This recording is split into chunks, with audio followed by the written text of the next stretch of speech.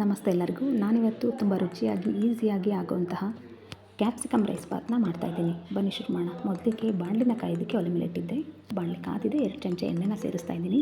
2ರಿಂದ 3 ಚಮಚ ಆಗುವಷ್ಟು ಕಡಲೆ ಬೀಜನ ನಾನಲ್ಲಿ ಸೇರಿಸ್ತಾ ಇದ್ದೀನಿ. ಕಡಲೆ ಬೀಜನ ನೀಟಾಗಿ ಫ್ರೈ ಮಾಡಿಕೊಂಡು ನಾನು ಎತ್ತಿಟ್ಕೊಳ್ತೀನಿ. ಅದನ್ನು ನಾನು ಕೊನೆಗೆ ಆ್ಯಡ್ ಮಾಡ್ತೀನಿ. ಅದಕ್ಕೋಸ್ಕರ ಕಾದಿರೋ ಎಣ್ಣೆಗೆ ಅರ್ಧ ಚಮಚ ಸಾಸಿವೆ, ಅರ್ಧ ಚಮಚ ಜೀರಿಗೆ, 4ರಿಂದ 5 ಒಣಮೆಣಸಿನ್ಕಾಯಿ, ಸ್ವಲ್ಪ ಕರಿಬೇವು, ಅದ್ರ ಜೊತೆಗೆ 5ರಿಂದ 6 ಎಸಳು ಬೆಳ್ಳುಳ್ಳಿನ ಜಜ್ಜಿ ಹಾಕ್ತಾಯಿದ್ದೀನಿ. ಇವೆಲ್ಲವನ್ನು ಮಿಕ್ಸ್ ಮಾಡಿಕೊಂಡು ನಾನು 2 ಈರುಳ್ಳಿನ ಹೆಚ್ಚಿಟ್ಕೊಂಡಿದ್ದೆ. ಸೊ ಈರುಳ್ಳಿನೂ ಸಹ ಸೇರಿಸ್ತಾ ಇದ್ದೀನಿ. ಈರುಳ್ಳಿನ ಚೆನ್ನಾಗಿ ಬಾಡಿಸ್ಕೋಬೇಕು. ಈರುಳ್ಳಿ ಸಾಫ್ಟ್ ಆದ ನಂತರ ಕ್ಯಾಪ್ಸಿಕಮ್ನ ಆ್ಯಡ್ ಮಾಡಬೇಕು. ನಾನು 2 ಕ್ಯಾಪ್ಸಿಕಮ್ನ ತೊಗೊಂಡಿದ್ದೀನಿ. ಕ್ಯಾಪ್ಸಿಕಮ್ನ ಚಿಕ್ಕದಾಗಿ ಹೆಚ್ಕೊಂಡಿದ್ದೀನಿ. ಅದನ್ನು ಸಹ ಸೇರಿಸ್ತಾ ಇದ್ದೀನಿ. ಕ್ಯಾಪ್ಸಿಕಮ್ ಜೊತೆಗೆ 2 ಟೊಮ್ಯಾಟೋನ ಹೆಚ್ಚಿಟ್ಕೊಂಡಿದ್ದೆ. ನಾನು ಟೊಮ್ಯಾಟೋನ ಸೇರಿಸ್ತಾ ಇದ್ದೀನಿ. ಇವೆರಡನ್ನು ಚೆನ್ನಾಗಿ ಮಿಕ್ಸ್ ಮಾಡ್ಕೋಬೇಕು.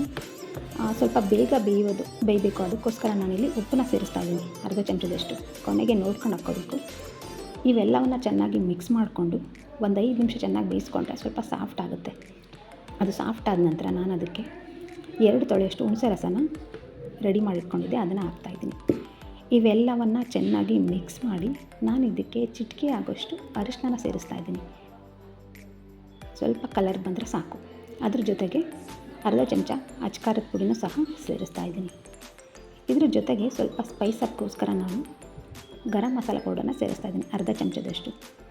ಗರಂ ಮಸಾಲ ಪೌಡರ್ ಜೊತೆಗೆ ವಾಂಗಿಬಾತ್ ಪೌಡರ್ನ 2ರಿಂದ 3 ಚಮಚ ಆಗುವಷ್ಟು ನಾನು ಆ್ಯಡ್ ಮಾಡ್ತಾಯಿದ್ದೀನಿ. ನೀವು ವಾಂಗಿಬಾತ್ ಪೌಡರ್ ಇಲ್ಲ ಅಂತಂದರೆ ಬಿಸಿಬೇಳೆಬಾತ್ ಪೌಡರ್ ಸಹ ಸೇರಿಸಬಹುದು, ಅದು ಒಳ್ಳೆ ಟೇಸ್ಟ್ ಕೊಡುತ್ತೆ. ಇವೆಲ್ಲವನ್ನು ಚೆನ್ನಾಗಿ ಮಿಕ್ಸ್ ಮಾಡಿಕೊಂಡು ಅದಾದ ನಂತರ ನಾನು ಸ್ವಲ್ಪ ಒಂದು 1/4 ಚಮಚ ಉಪ್ಪನ್ನ ಸೇರಿಸ್ತಾ ಇದ್ದೀನಿ.